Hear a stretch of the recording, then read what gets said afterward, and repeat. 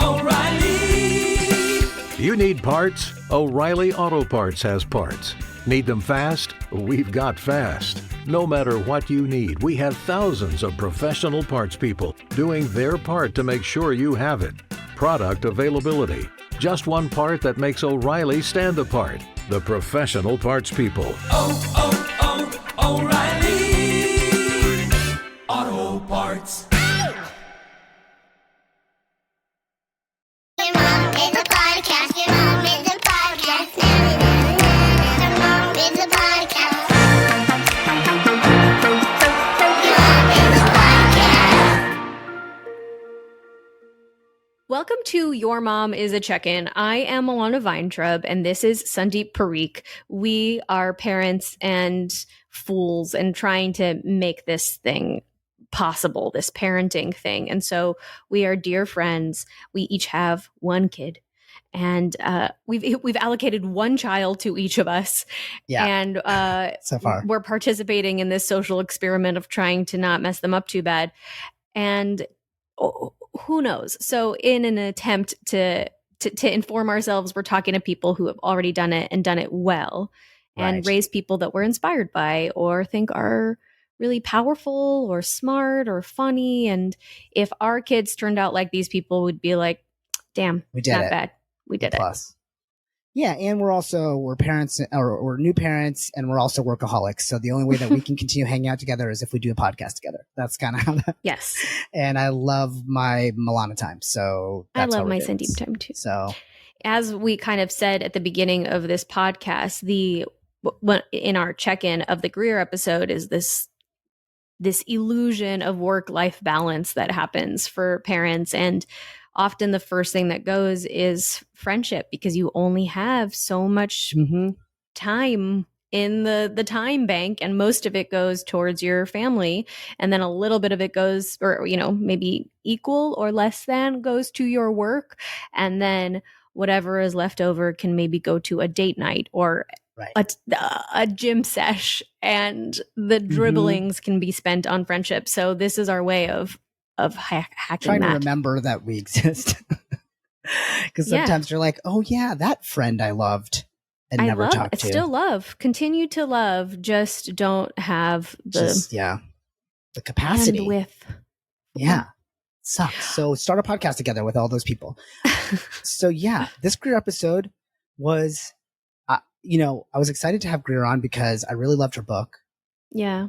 And I love her kind of mission to really want to help parents through neuroscience. And I think that there's this kind of push and pull, right? Of like, of really wanting to do things like, I'd say as millennial parents, like in a data backed way, but also to do things in a gentle, responsive way and different than our parents did, but also like make sure it's data backed. And I feel like she did a really good job of tying those two worlds together to try to go like, hey, some of this gentle, responsive parenting stuff that gets sometimes a bad rap or is controversial, like there is data to also support it. So I really did appreciate that and having her on as guest. Yeah, I'm sure that speaks to parents who have varying philosophies, but are like, this is a fact now. This isn't just like a woo-woo Right. vibe.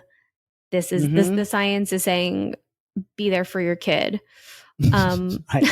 Which feels so obvious. Well, Yeah. it feels obvious to some people. I have a couple that I'm really close with that had a kid, and they both work and were very anxious and uncertain of how they're going to make it work, the parenting thing and the work thing at the same time. And so they got a night nurse at the beginning, and the night nurse was pretty adamant on like not picking your kid up every time they cry, so that Right. she They can learns toughen to self-soothe. And I went there, and my impulse was very different. My impulse was like, she's 4 days old. She still wants to be inside of you. Pick her up. And that's not, and honestly, nobody wanted to hear that from me. But that logic is so convincing. It's interesting how now we have data backing up the fact that picking up your kid is beneficial to their emotional health and their attachment, and they will end up being able to self-soothe even better than the child that is forced into it at a very, very, very young formative age. And I love that that's there. But like, yeah, in those moments that it's happening, and the grandparents and the other parents in the room that are saying like, well, that's how it's supposed to be done. It's very convincing, I think. We tend to dismiss emotions as like unreliable. Like emotions are very unreliable in terms of how you should act. And in some cases that's true, but I heard this framing of it, which I love, which is actually your emotions and your intuition are a product of thousands upon thousands of years of evolution to help guide you into making decisions. Like actually your emotions, the very things that we often or many dismiss. Yeah. Many people in the hegemony will tell you not to listen to because you should listen to whatever, this book, this ethos, this practice that we do for our, group. Yeah. You should not listen to that because we can think better, more logically than your emotions. But then reframing it as like, well, actually your emotions are this tool that has been crafted by biology and evolution, presumably to help keep you alive and your strain and your DNA alive throughout the course of millennia, is a really honed tool. And if it's something that you really practice being in touch with and understanding, then you will achieve better outcomes by listening to your emotions. Yeah, they're actually the wisest, most ancient thing we have access to. Right. And we're like, but let's just see what the internet says. Yeah. But what does ChatGPT say about it? Yeah, totally. It's so true. Yeah, I've thought that, I mean, even in just I actually haven't, I think I tap into this less in my parenting than I do in my own life. Like, I think in my own life, I can tap into what do I want? Like, what do I want? And let that be the first thing that guides me in what I should do. And maybe that's a thing that's only really tapped in recently. But with parenting, I think very little do I think about what I want as the thing that drives me. Because I think at first I'm trying to predict what would be best, quotes, for my son. And that is probably that's the soup of information. That's the soup of guilt and my needs and my partner needs, my son needs, and our babysitter's needs, and what the school want. Like, there's just so many other factors beyond what I want or what my son might want. Right. I know there's sometimes in such opposition, super challenging. And then there's the whole like, well, but if you don't get what if you don't do what you need for yourself and self-care, then you're not in a great spot. So then, you're hurting sort of the family nervous system, which is thereby not providing the thing that your child really needs. And you know what? I find that to be just as confusing as anything else. Yeah. Yeah. Because like my self-care is often like, well, what I really need is like solid sleep. And what I really need is maybe time to journal, maybe time to like go for a long walk. And all of these things are then also contrasted with also what I need is to feel less bad about the time I'm spending away from my kid, because so there isn't a clear line. And I think that is like for sure what my 30s have been about, or maybe just my late 30s have been about, is like there's just no one right answer. There's no one right answer because there's so many variables moment to moment as to what's happening, how well you slept yesterday, what's going on in the world, what's what's going on with the health of your parent. Like, there's so many things that factor into the moment to moment decision.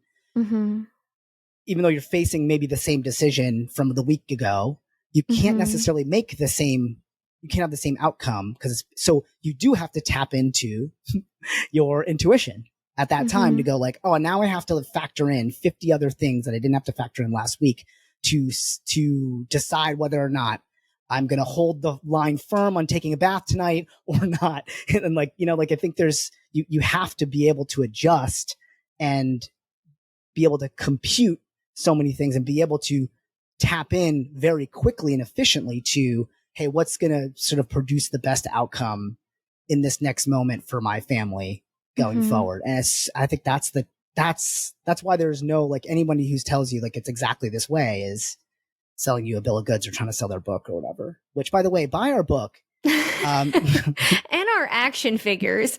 And sorry, last thing. And I know we talk about this all the time, but the like having a second kid thing, we're like, is it right? Is it not right? Is it right? Is it not right? And I think with this, like, the answer I'm getting to is that there is no such thing. Is like, it's going to be right and wrong if you do it, and it's going to be right and wrong if you don't do it. It's going to be easier and harder if you do, and easier and harder if you don't. And for different reasons, and you will have regrets either way, and you will feel great about it sometimes either way. So so again, go back and tap into the ancient wisdom of like, what the f- do you want? What do you want? This is my Ryan Gosling from The Notebook. What do you want? What do you want? What do you want? What do you want? What do you want? And yeah, I think our brains are wired to create narratives to justify whatever our life experience was. Totally. That's how I feel about my PMS. Like sometimes, or like on my anxiety. Yeah. Has this ever happened to you where like something happens that makes you anxious and then the world moves on and you've almost forgotten what it was that spiked your anxiety, but you still feel anxious? Yes. Oh, that's, I feel like that's a state I constantly live in. Yeah, that's what that is. Or my PMS, when I'm feeling moody about something, I will find things to justify that feeling. Well, I feel really stressed because I have all of these things going on, or because you said this, or because the traffic was like things that wouldn't normally maybe lead me to that reaction. But biologically, I am feeling something and finding reasons to justify that. You might have all that stuff going on when you're not on a period or whatever, not going through PMS, and then you won't feel that way about all those things. They won't feel as overwhelming, or they won't induce the same anxiety, but you'll be in the same exact, sort of external state. However, going back to the ancient wisdom, I also kind of think there's sometimes an ancient wisdom to PMS that is like forcing you to pay attention to things, because maybe you're actually always overwhelmed by those things. You are just living in a homeostasis of overwhelm. Yes. And now it is like, no, hey, pay attention, write a list, look at the things you need to cross out in your life. Look at the ways you need to self-filter. Look at this. I honestly think every boyfriend I've ever broken up with, I broke up with because I was PMSing, and they were somebody that I needed to break up with. I just needed to wait till I got to this emotional place that I was fed up enough in to take action. So there is a wisdom to the big feelings. Oh, totally. My therapist said the antidote to anxiety is organization. That's exactly what you're talking about. You're feeling this underlying anxiety. And so if you can really tap into like, hey, this is what's at the root of it, then you can start actually taking steps to solve for that. Yeah, that's exactly what I did recently when I was feeling overwhelmed. I just made a list of all the things I needed to do and which of them required me to take action. Sometimes even that list is like the action that you just needed to do. Just get all of the things out of your head and onto a paper. Oof. The attention thing is really interesting to me, because I think about that a lot, where like when I was talking to a buddy of mine who has a knee injury, and he's like, I don't know what's happening. I'm doing all the same exercise that I've always done, and my knee is just aching. I didn't like injure it. I didn't like twist it. I didn't like, there wasn't a moment, and I was like, oh, I think your knee is, and this is a little woo-woo, but your knee is basically saying like, pay attention to me. Like, pay attention to me. Like, yes, you've been doing all this great exercise. You are super fit. You have a hot summer bod and all those things, but you have been abusing me as a result for years and years. And I'm just telling you right now that you gotta pay attention to me. And so my advice to him, because he was like, what do I do? You're Indian, so therefore a doctor. Yeah, I was going to say, it's very Ayurvedic of you. Yeah. And so I was like, I think, you just need to listen to it. So that's the first step. Like, everybody's like, oh, should I take this? Do I do this exercise thing? Should I look up on YouTube and do the bulletproof knees? And I was like, no, just like for the first week, like just like hang out with it and do it. Yeah. You can do it with the rest and compression and elevation, and you should for like a week or so. But really what you're doing is like talking to it and hanging out with it for 15 minutes. And letting your knee know that like, I care about you and I want you to heal. And so while like, let's just relax together. I mean, when you do yogic exercises and you're like breathing into the injury that you have, like, and you're telling your body, like, the woo woo is like, oh yes, tell your body to pay attention to this and like, breathe into the injury and And like, does that work or not? I'm not totally sure, but I think what it does let you do is tap into how much pain am I really experiencing here? Like, is this more serious? Do I need to take more time off? Do I need to adjust my routine? Do I need to, like you're able to ask yourself some really clarifying questions about how you should handle the injury. Because ultimately you are the arbiter of whether or not, you should do the action or not. Yeah. Going forward. Yeah. Okay. That's end rant. No, I love that. I think about that a lot, where there was one time I had a pain at the top of my foot, and I went to a foot doctor, and he was like, well, I can give you this painkiller that you take, or I can do a shot of steroids in it. And I was like, but why does my foot hurt? I didn't bang it. Why is the top of my foot hurting? And then I went to an acupuncturist who literally talked to me for an hour before she did anything to just try to figure everything out. And she had figured out that I had an inflammation in my kidneys from an infection that I had months ago. And and that inflammation was affecting the way that I walk, and the way that I walk was affecting the way I land on my foot. So she worked on the inflammation in my kidneys, and my foot pain went away. Yeah, crazy. That's wild. It is wild. Anyway, so the Greer episode, there was so much that, first of all, I loved talking to somebody who was an expert. And then the other part of that is I loved talking to somebody who has a really real relationship with her mom that is relatable to me. Maybe it's the Jewish mom thing. Maybe it's the, like, I loved the question when we asked her mom, what's something you've never asked Greer? And she said, why is she so annoyed with me now? And right. That was a closer. It's so relatable, because our relationship with our moms as we become adults changes so much. And I imagine there's even more layer added to that when we go from being kids to being adults, and from adults to being parents who have to deal with our parents. And it both was comforting to know that I wasn't alone in this struggle with my own mom, and also kind of painful to think about my own struggle with my own mom. Yeah, that totally makes sense, to feel both of those feelings at the same time and have them compete with each other. Yeah. I have a question for you, which is, do you have a struggle with my mom? No, me and your mom.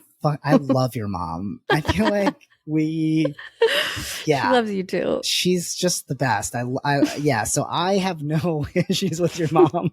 I'm sorry. I can't be kidding the spirit with this. You don't want to join this parade? Yeah. No, she's rad. So but I get it. It's different for when it's your mom. My question for you is there an element of, like, now that you're a mom, you've now risen to the rank of mom? Like, there's like, yes. And now you're both captains of the ship, of your own ships. Yeah. Before there was like, you were a subordinate, you were an ensign or whatever. And then now you both attained the status, and she's like, well, I've been captain way longer than you've been captain. So you're still like less captain. You're like, yeah, but I'm like, but you're not captain of this ship. You're not captain of this ship. And it's still captain. Captain's captain, And I wonder if there is some, like, not that it's all titular necessarily, but it's like, there is like, you are now your own, you are now the one responsible for raising this child and being the matron of this family. So by virtue of that, there's going to be some friction because they have another point of view. I mean, did you feel like that was a catalyst into, having more tougher moments with mom? Yeah, I've had tough moments with my mom on and off for my whole life. And I think part of I'm not sure if you've dealt with this, but maybe your older brothers did, is part of being a child of immigrants means that in some ways you are parentified because you just speak English better than your parents, or you're like more in tune culturally with things. Oh, yeah. Like, I translated for my parents a lot. I wrote my own like doctor's notes for my mom that she would sign. They're not helping you with their English essay. Like they're just, you're not getting any help. No, and both my parents worked so much, so there really wasn't a like, I'm helping you with your homework at all kind of thing. My parents were never like, here's what I thought of the Heart of Darkness. Like, yes, there wasn't a lot of opportunity to connect about movies or music at all. Yeah, Although your mom loves sports, and that I think is a very cute cultural connection that you didn't guys help at got to school, make. but yes. Yeah, but so I think in a lot of ways I was already parentified, and trying to raise her and trying to make her better. But yeah, now that I have a kid, there's like almost more patience that I need to have for her, because she's so much more eager to be a part of my life, and not because of me, but because of my son. Right. Yeah, that's really interesting. We're still in such early days that I wonder how that's going to play out for us. Like, are we going to be the same way? There's like that adolescent time of like rejecting everything, that all the ways in which you were brought up, and questioning everything. And I think that like there's sort of this built-in time to separate. Like the kids start to smell bad, literally.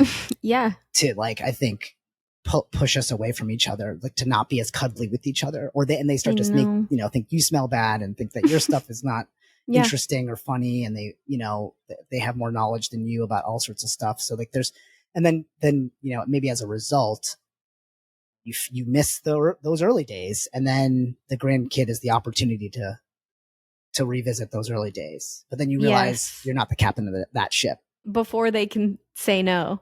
Yeah, it's so true. I was actually thinking, how are we going to handle when our kids pull away, knowing that time will come, knowing that we can't take it personally? Can we prepare ourselves but I read to Greer's not book, take it and I did connective parenting and responsive parenting, and I did all this stuff. Like, what do you mean we're not best buds anymore when you're 14? I do wonder about that. And knowing that it's like healthy and good for them. Can we actually go into it being like, okay, you don't want to hold my hand or be seen with me anymore? Right. It's good. I'm into that for you. I'm okay with this. Yeah. Interesting. Do you remember the Tom Brady kissing his 10-year-old or whatever thing that kind of went viral for a hot minute? No. It was just there was, he was on some documentary or whatever, and his whole family was on it. And then like, he's like laying down and getting like his muscles rubbed out by the massage therapist or whatever. And then his like son, who looks like kind of adolescent-ish or like on the verge of, like, comes over and gives him a kiss on the mouth. That's it. That's the whole thing. And then the internet went crazy, as like, oh my God, that's so weird. And like a lot of people had a whole bunch of visceral reactions to that. Like, that's creepy. Like, what a weird culty thing. Like, it's just all sorts of weird or, sort of interesting, vitriolic kind of big feelings about that. And I'm like, the internet did this? Yeah. Wait, people who don't know him or his relationship with his son? Yeah, it's gross. But the like, internet there's even is this gross. like there's like the societal, like, oh wait, you're still holding your hand. Like, I don't see a lot of dads holding hands with their 14-year-old sons. I don't see that very often. Not in that's America. Really sad. In India, the grown men still hold hands with grown men. That's right. It's like they're best buds. I was just telling my buddy Lafitte, I'm like, I want to let's bring that here. Let's hold hands in public together. Like, let's go. I love that. I hold hands with my female friends all the time. And then everybody will assume we're partners, and we're like, excuse me? We're not we're just best buddies. Like, this is where you reveal your homophobia? So you think just because we're holding hands, we're gay? Hands? Yeah. No, I think that's beautiful and fine. And I actually think that if more men and probably boys had affection, then it might solve a lot of aggression. Like, I wonder if part of the reason boys are getting into fights, or there's, sexual assault is most often perpetuated by boys or men, is because of a lack of affection. Yes, by like a giant margin, like not even close margin. Lack of affection. Yeah. I wonder, like, do you need to maybe go dancing with your friends in a non-sexual way and get some, get something out? Do you need to be hugged more? Do you need or be wrestled with? Like, do you need some kind of physical interaction that you're missing that's healthy and normal? And if we allowed for that to exist more culturally. Right. You were told that it wasn't. You were told that that's not okay. So you grew up feeling like, I can't have this feeling. Yeah. And it could be any kind of repression. Like, I heard a TikTok that I wish I had saved so that I could credit this person, but they said, maybe, boys aren't, or men, boys and men are not allowed to feel sad. So it comes out as anger. Yeah. And women and girls are not allowed to feel angry. So it comes out as sadness. Mm. And so we have this, because of the shoulds, because of what we are culturally taught and enforced and emphasized, and thus internalize, we're not feeling this spectrum of emotion that might come out in a healthy way. Instead, we were re-emphasizing the stereotype of emotional women and aggressive men. Right. Oh man, preach. I feel that's so hard. I can never cry when I feel like I should cry. I get angry when I feel sad. That is definitely what I do. And that's why so funny, because I definitely feel anger when I also can't cry. I have a hard time crying. When I really want to, I'll like go in the shower and like try to get it out. Come on. This is supposed to it actually, the thing that really helps me is a hug. I can cry. If somebody was like, come here, then I can like kind of let it out with another person. Right. What helps me I can is happy cry on a dime. Ooh, I can happy cry like no one's business. I love doing. Yesterday, I went to this orientation. I felt so embarrassed, Sandeep. I went to this orientation for my son's new school, and a teacher asked, like, what is the ritual around birthdays? Like, is it okay if we bring cake? Like, what's the deal? And the teacher said that one of the things they do is they do a walk around the sun for every year that the child's been alive. So they light a candle and they have the kid walk in a circle. The candle's the metaphorical sun. They walk in a circle around the candle. And I burst into tears. Yeah. That sounds cool. So can I bring cupcakes or do I? I'm so like, does anyone have a peanut allergy? And my friends, the other parents that were in the class, just all started, laughing. Like, Milana's having a moment. I was like, nobody look at me. But that is so beautiful. And like, if I think I just realized now, I can also like happy cry, but I can't grieve for myself.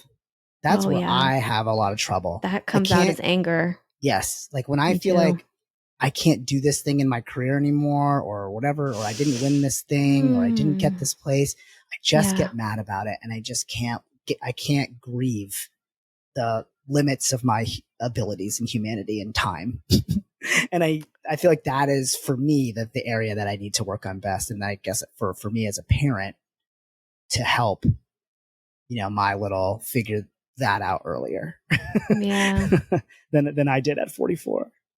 But what does help me cry is rewatching Armageddon for some reason. I don't know why. It's like not even that good of a movie, but then like I don't want to miss a thing comes on and Liv Tyler's got her hand on the screen and Bruce Willis is going into the space rock and sacrificing himself for humanity. I just can't. Ben Affleck is going to... My favorite part of that movie is the Russian astronaut who is frustrated and can't read some directions. And he goes, English, Russian, who cares? Everything made in Taiwan. I don't... Wow, I haven't thought of that quote. And actually, I've never thought of that quote. So thank you for that moment. All right, well, maybe this is a good time. So by the way, if you're listening to this whole episode and you're like, they're talking about the other episode. Well, this is Your Mom as a Check-In. And so if you want to like listen to Greer's episode where we do interview your mom, that's in last week's episode. And it's a highly recommend. Thing. Highly recommend. And then of course, go check out Greer's book on parenting. The book is called Nurture Revolution: Grow Your Baby's Brain and Transform Their Mental Health Through the Act of Nurtured Parenting. Yeah. Check it out. thanks so much for listening. Please be sure to subscribe on Apple, Spotify, wherever you get your podcasts, and write to us on Instagram if you have any ideas about the podcast. And be sure to follow us. Let us know if you have ideas for guests or questions, or, hey, why did you do it this way? Maybe do it this way. Constructive criticism. Treat us like your babies. So gentle parent us to be better podcast hosts. Wow, that was beautiful. But that was also so many things. And I'm just wondering, if you had to pick one that they had to do, to pick one thing, what do you think they should do? I hope they do them all. And by the way, you'll get all the gold stars if you do them all. But say they could only do one. What should we do?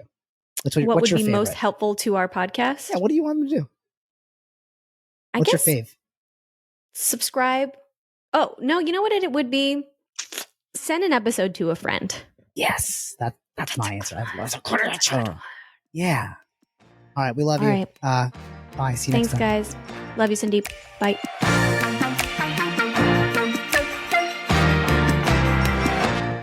Your Mom is a Podcast is hosted by Milana Weintraub and Sandeep Parikh. It is executive produced by Milana Weintraub, Sandeep Parikh, and Stephen Hine. Editing and sound design is by Sean Marr. Music by Matt Friedman. This podcast comes from Effin' Funny Productions and Story Mill Media. Be sure to follow the podcast on Instagram and TikTok at Your Mom is a Podcast.